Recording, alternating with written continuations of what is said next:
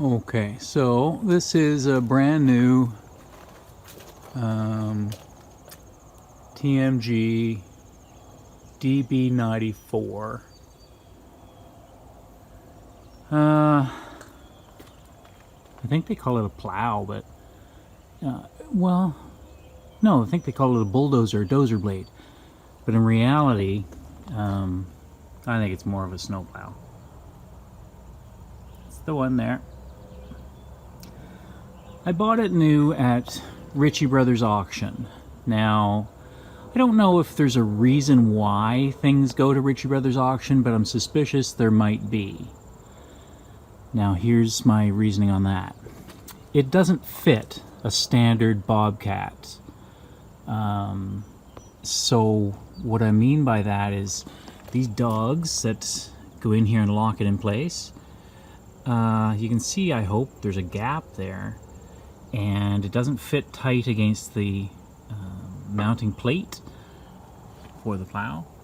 And I think that's probably because the top flange there is welded in incorrectly.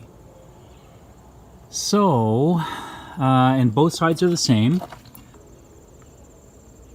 So it grabs it a little bit at least, but not well enough. And it's not flat against the mounting area. So this is the one on the left. And so both sides are the same. And I'm probably going to have to tear it apart and rebuild it. Now, another thing is that the grease nipples they have on them, so far they're not taking grease. I've tried, and I have wiped off the residual, but it's just not taking grease, so I'm going to replace those grease fittings. There are 3 of them. This is the bottom left-right pivot. There's the top one. And there's one in the middle. Well, actually, from the bottom, that's it up there. And that's for the axial pivot, left and right. And yeah. So I'm going to replace all 3 of those grease fittings. I'm going to cut off the top flange and rebuild that so that it fits correctly. I'm going to take it all apart, and I will rethread the grease zerks, and I'll have to oversize them and then get better grease zerks. I will check to see, it's possible that at the end of that hydraulic cylinder fitting there should be a grease fitting. I'm not sure. I will check into that. That one is not threaded, and so if necessary I will thread that and put a grease zerk in there. Other than that, taking it all apart completely, making sure there's grease on all the pivot points, like the pivot point in there. There doesn't seem to be a grease fitting to grease that pivot point, and so maybe I can drill it out and put a grease zerk in there. If not, I will definitely grease it all up before I put it back together. And I'm gonna again clean up all these sharp edges and nasty bits, and repaint everything. Yeah, it's heavy. It seems to be heavy steel, or heavy enough construction. And they did address a couple of the points. One of the points was, so this stop right here used to hit on something that was, I don't know, flexible or bendable. Anyways, they fixed that. And they have put in bushings so that the pivot pin is now in bushings. The only review that I found on YouTube said that those were the 2 issues that they had with them. And they have addressed those, so that's a good thing. Unfortunately, the quality of this is just not that great.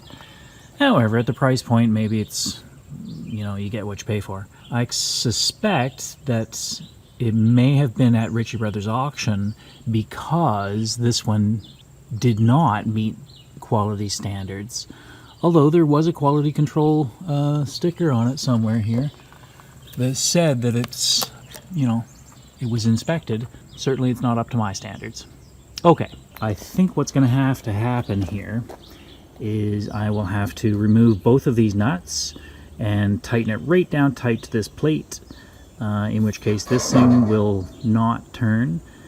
And there's no grease fitting on it anyways, and there's no way for water to escape, and so water will build up inside that little foot and it'll rust solid anyways. So having a grease nipple in here would have been a smart idea.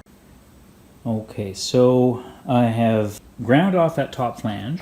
I replaced it. Everything's all jacked up and wedged in place and clamped tightly.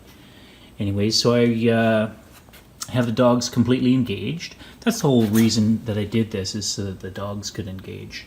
Anyways, I put a piece of flat bar on here. Now I'm not going to touch that, it's hot. Right here, as the spacer, there's a little bit of a gap right in here. And they had originally put 1/4 inch mild steel rod in there, in that gap. But I didn't like that, so yeah. What else have we done here? I took it all apart. I replaced this. I drilled out and tapped that for a new grease fitting. That's the thing that allows the blade to tip left and right. Just a little bit. And so I have taken it all apart. I've replaced the grease nipples. Had to drill and tap and place this one here as well. That's that central pivot one. And yeah, I'm the worst painter in the world.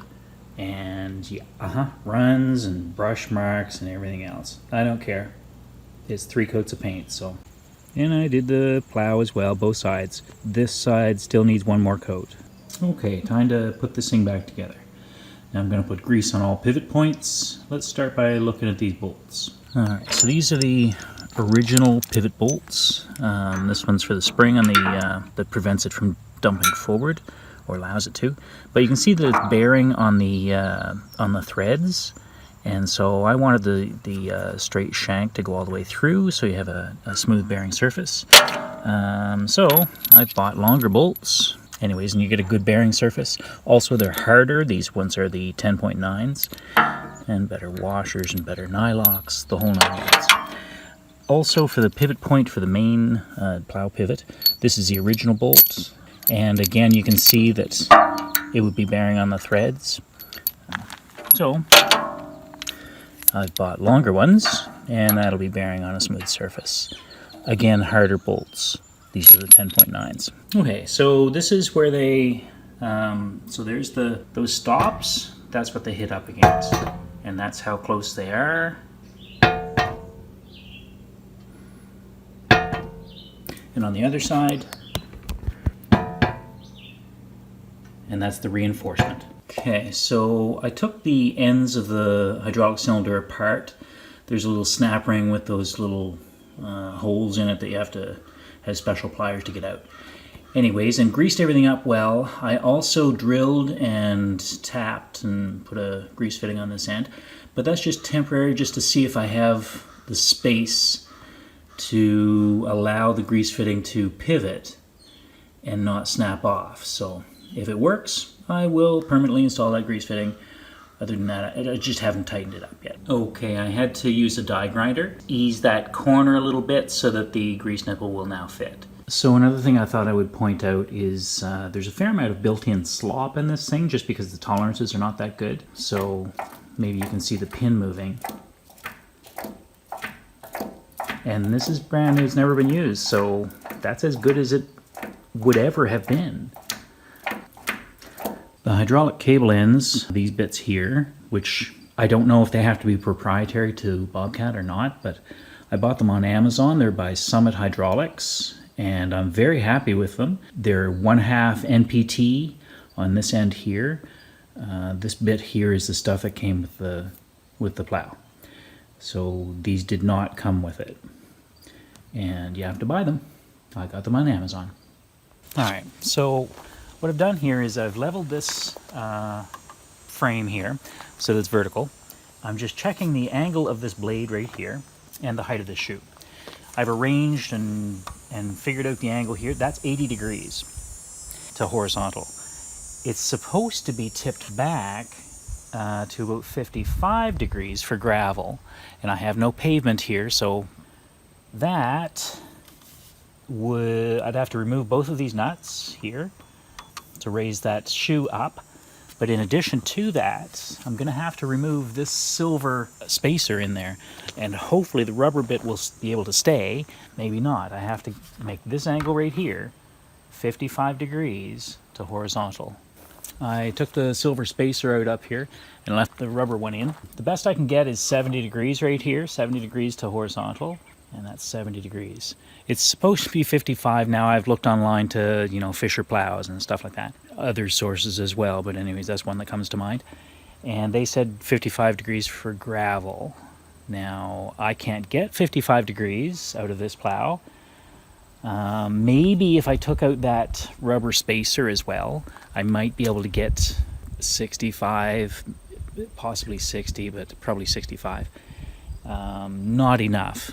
So this plow is just not made for doing this, I don't think. Anyways, the foot here is quite low, and so I'm going to take out both of these nuts and put a washer in there and see if I can get that up high enough. Now, I have just replaced the nuts with a single washer here, a thick washer, and I have a couple of spares up here just in case I want to lower that a little more. But that's 3/4 of an inch lower than the cutting edge, assuming that I'm keeping that angle. Now that angle has the frame vertical. That's the best I can do. I'll have to try that and see.